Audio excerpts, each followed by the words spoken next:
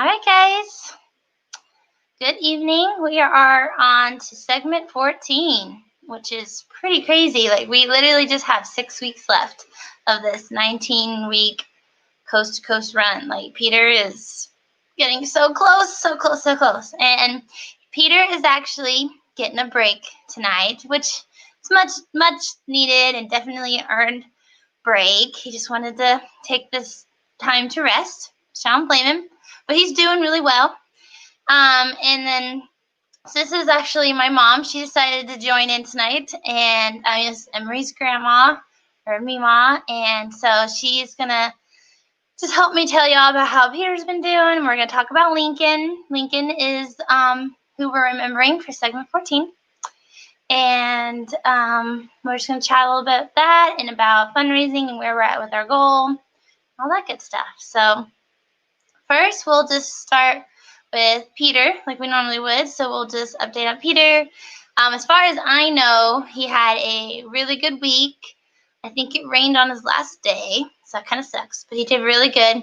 His crew for the week said he pretty much rocked it out the whole week and was done like pretty early, like 2 or 3 in the afternoon. So that's pretty cool. And since he couldn't be here, he sent us just a little paragraph about what he did this week. And so Serena, Mom, is going to fill you guys in on that. Okay, so this week he said it went, from a running perspective, it went really well. He said it's nice to see the leaves starting to turn. And fall's coming, the temperatures are changing, and it's right around the corner. And I know that cool weather is good for him. He really looked forward to the cool weather this week. I was with him last week, so I know he was looking forward to it. Gretchen was his crew member this week, and she did an awesome job for him. And I can't figure this camera out. And so I know she did a great job with pictures. I was really impressed with her pictures. She did great. She did great for Peter. So, and he really appreciates all the crews and all the sacrifices he says that we make and taking off time from work and being with him. He had a few really good highlights this week. One of them is he got to spend time with Colin and his family, which was awesome. And then also he got to meet Jace's family. Jace was also one of the children that their little card was read, and they caught up with him, and he got to meet him, and that was really good too. And he loves meeting the families, and he says he's running for them, and it's an honor to meet them and a joy to meet them. He also said that he was glad to see his wife, Robin, last weekend. And then Maggie, his daughter, is with him this weekend, or this week for part of the week. He loves seeing people. He loves being with them, his friends, his family, new acquaintances, old acquaintances. And he said he doesn't know how he would do this without them. But I think he's doing a fantastic, awesome job. And I was very honored to crew with him in segment 12. It was enjoyable. So I know how these crew members are doing with him. It was awesome, and Peter's pretty cool. So that's how his week went. So yeah, I mean, overall pretty good.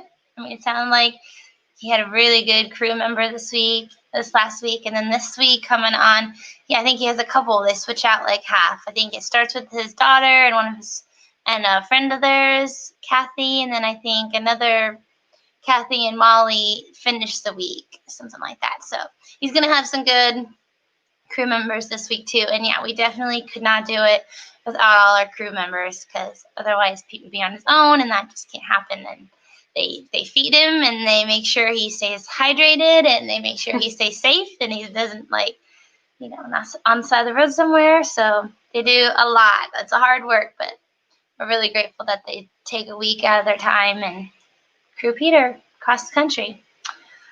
So yeah, that's how Peter's week went. So then we'll go ahead, since we're talking about last week, we'll go ahead and do our recap video. We'll show you all, again, all the kids we honored and remembered this week. And this is definitely, I think one of the most important parts of what we do, besides the actual running and the fundraising and the awareness, just being able to honor all these kids. It's pretty amazing. So many angels, which I think is one of the hardest parts. It's just, there's just so many angels.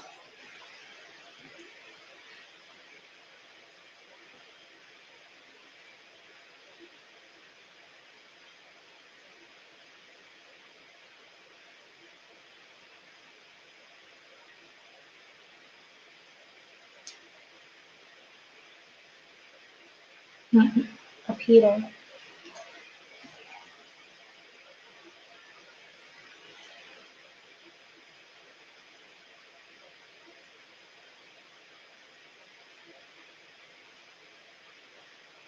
All right, so yeah, that was all of the Warriors and Angels we honored last week, and we have a whole new set this week, every single week. I'd say we average 2 a day, sometimes 3 or 4, so it's a pretty cool part about this run. And then just real quick, this is going to be a quicker video tonight because as you can tell, we don't have as many guests. So Lincoln's family couldn't join. Peter's taking a little much needed break.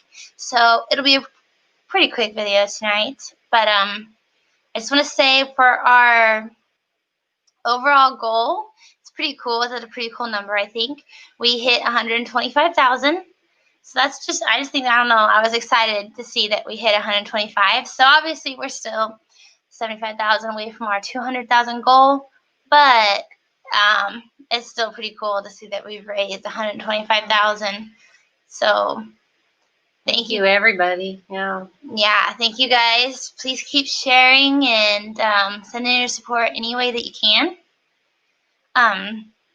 Yeah, the fundraising, like I said, it's going to go to the support families that have a kid currently battling cancer, but then also the research team we partner with, which you guys probably already know because we've talked about them quite often, and Kyle actually was able to jump on with us just a couple weeks ago and even talk more about Beat Childhood Cancer Foundation. So that is the group, really, really awesome group, and we're really excited that at the moment we'll be able to give no less than 100,000 to them, like a little more actually. So we still have 6 weeks to go, so it's pretty exciting.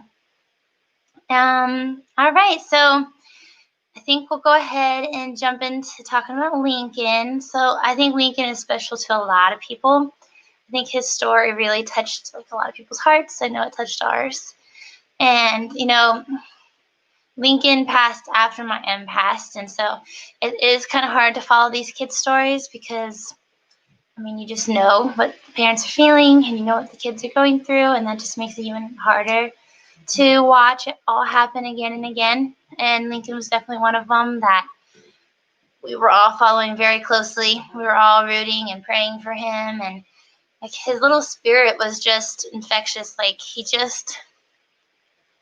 loved God, and he sang and made up his own songs about how much he loved God, and we all know where he is, but at the same time, we all would much rather him have gotten the chance to stay here longer with his family and with his little brother, and actually his other little brother. He has 2 little brothers now, so yeah.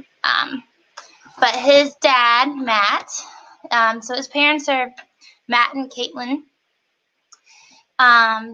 They literally, I remember thinking so many times when Lincoln was fighting, like they literally did everything. Like, they traveled. They took him to like all the neuroblastoma specialists, but then they also did the whole natural side too, which a lot of families do, and we tried it too.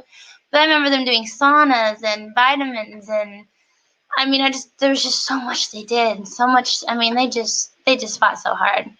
I remember thinking several times, wow, they literally have done everything, but still doing everything, Lincoln is still not here with them. It's just not okay. All right, so Lincoln, he was diagnosed in September 2017 with stage 4 neuroblastoma after a few weeks of crying with leg pain and limping. The cancer was in his bone marrow 100%, and he had lesions on nearly all of his bones. So he did 6 rounds of chemotherapy in Wisconsin before traveling and transferring to Memorial Sloan Kettering in New York. That's like I was saying, that is like literally the top, like one of the top NB specialists. So he did 24 sessions of radiation and 7 rounds of painful immunotherapy. On June 4th, they celebrated no evidence of disease. But unfortunately, 2 short months later, he relapsed with 5 new lesions on his hip and spine. They stayed in New York City for radiation and several rounds of chemotherapy. And his scans in December of 2018 showed improvement, but he still had some spots on his hip. They transferred to Milwaukee's Children's Hospital to do a different chemo regimen in January of 2019. That's when they started noticing his left eye started crossing. At first, they chalked it up to a side effect of radiation and got corrective lenses for him. But in February, he started having extreme headaches and vomiting. They rushed him to the local children's hospital for a head scans, which showed he had pressure on his brain and needed a shunt as soon as possible. They flew to New York City, did emergency surgery and scans, which showed he had relapsed in the brain. He ended up getting radiation to his brain along with a new trial to target brain disease. That summer, they focused on spending time together as a family, along with the trial, which gave them 5 more months with Lincoln. In September, he started to experience dizziness and had a hard time walking. They had emergency scans done and found his brain disease had progressed to a point that the doctor said there was no more they could do. So they went home and they spent 2 weeks with Lincoln before he passed away on September 19th of 2019. Lincoln endured countless pokes, endless days of nausea, and more pain than any adult I know. But he did so with a smile on his face and joy in his heart. Yeah, there's a little brother. His message to the world would be, guys, it's all about love. And always remember that God loves you. I will always remember him singing a song about how God loves him and how that's his God. And he knew, at such a young age, he knew. He was pretty amazing. Like I said, he inspired so many people followed his story and just fell in love with him. Even though we've never met him or his family, we still love them. And we definitely were all hoping and praying for a different outcome. But like I said, we know where he is now. And, he's in heaven and with my Emery. But this is why we are doing this run. And this is why we need more awareness and we need more funding. Because like I said, they literally did everything. But still, Lincoln's cancer progressed. And there were no more treatment options for him. I'm like, come on, he was 5 years old. I mean, that's just not okay. That was 2019. They just had his 1-year angelversary. It's kind of what we call it. Mm-hmm. It's rough. It's a really rough time. That's why we just can't say it enough. Like, kids do not get what they need because the funding's not there. The government does not see a need to put the money into research for kids. They don't see the need to find newer treatments, to stop giving kids the harsh and outdated chemos that destroy the little bodies in the process. They just don't see the need for it. And I don't understand why. I mean, our kids are our future. They should have the best of the best, but they don't. I mean, I think most people on this page probably know that childhood cancer is definitely underfunded and underprioritized, but at the same time, childhood cancer claims more kids' lives each year than any other childhood disease combined. I remember so many times being at M's hospital and the oncology floor was full. Like, we had to wait to get a room. We'd be in the ER and we'd have to wait to get up onto the oncology floor. Like, that's crazy. And this was not a small hospital. It was a pretty big hospital. So, so many kids relapse, so many kids run out of options, so many kids, don't get to celebrate the birthdays that they should be. M would have been 6 in 11 days. So October's kind of a hard month for us too. It's just hard knowing 11 days on October 15th, Emery should be turning 6. But she's forever 3. And that's why, because the research funding, the government, however, didn't see the need to make sure that my daughter had the treatments that she needed. So she's no longer here. So that's why all your donations really do make a difference. And that is why sharing this video and sharing about any of the kids that you're following and telling people and talking to your churches, talking to your groups, talking to your 4-H clubs, talking to whatever you're in right now. And if you can find little ways to do fundraisers, it really does help. I know right now with COVID, it's just made everything a lot more difficult. We had a lot more plans for this run that we just simply weren't able to do. And that's okay. We roll with the punches, but we just gotta keep pushing. We got 6 more weeks to raise as much as we possibly can for childhood cancer research, because that is what is needed. So 5-year-olds should still be here. They should still be with their families. 3-year-olds should still be here. My daughter should still be here. So it's important. It's really important. I don't know how to stress how important it is. So, did I forget anything tonight? I think I did. Talked about Pete, research, Lincoln. So yeah, this week you'll learn more about Lincoln. We'll share more of his story. And all donations this week will be in memory of Lincoln. So if you're able to donate, there should be a donate link somewhere. And if not, we'll post one in the comments. And then you can also text Emery to 44321. It's pretty cool. It's kind of fun. I've done it. And or you can donate off of our website, or we have a PayPal. We have lots of different options. So if you need any help, you can also comment down below. Thank you for sharing, Kathy. Oh yeah, I forgot to ask y'all where you were watching from tonight. So if you're still here and you're still watching, comment down below, because we love to see where you all at. Sometimes I've seen Australia, and I've seen the UK, and of course a bunch of different states in the United States, like Florida and California and Texas and Arkansas. I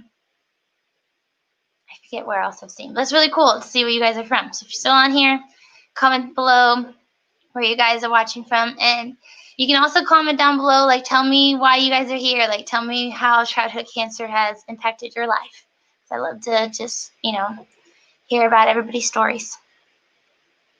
All right, so I think that's it for tonight. I said it's going to be a quicker one. We don't have Lincoln's family, and I said Pete is hopefully taking a nap. But next week, we will have Caleb's family, and the week after that, we have Taryn's family, and the week after that, we have Nora's family, and the week after that, we have Azalea's family, and I got to talk to the Segment 19's family still, but I bet they'll be on too. So the next, pretty much 5 weeks, we will have families every single week on here telling their child's story. And it takes a lot. You've probably seen quite a few tears on these live videos of parents telling their kids' story. Whether they're still here or not, it's hard. It's really hard to tell these stories. So please make sure you join and send encouragement and love to all these families. And yeah, Julie and Brody will be with you. You guys are awesome.